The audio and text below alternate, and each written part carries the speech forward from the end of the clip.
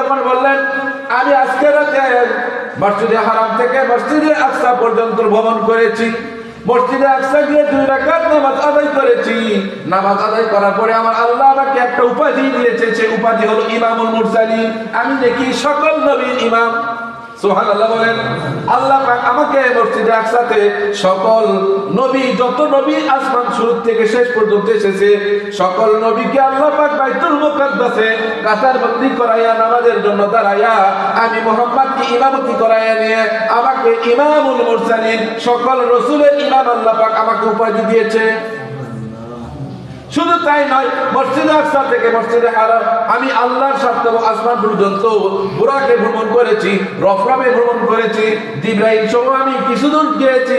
তারপরে আমি আল্লাহর সঙ্গে সাক্ষাৎ করে এসেছি, আল্লাহর সঙ্গে কথোপকথন হয়েছে। এর মধ্যে আমার 27 বছর কেটে গেছে। হযরত আবু বকর এক কথায় বলেন, সাদ্দাকতা ইয়া রাসূলুল্লাহ, হে আল্লাহর নবী আপনি সত্য বলেছেন।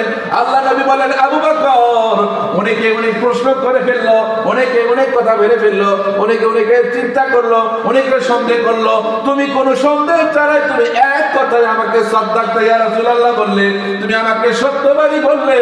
আল্লাহ নবী বলেন, আবু বকর, আর তুমি আমাকে সত্যবাদী বলেছো, আমি আল্লাহর পক্ষ থেকে ইলহাম, আমি আল্লাহর পক্ষ থেকে গায়বী আওয়াজ পেয়েছি, আমি আল্লাহর পক্ষ থেকে হুকুম এসেছে, তোমাকে আজকে আমি একটা উপাধি দিয়ে দেব, সেটা হলো তুমি আজ থেকে আবু বকর নয়, তোমার নামের সঙ্গে আবু বকর সিদ্দিক উপাধি তোমাকে ভূষিত করা হলো। বলুন সুবহানাল্লাহ।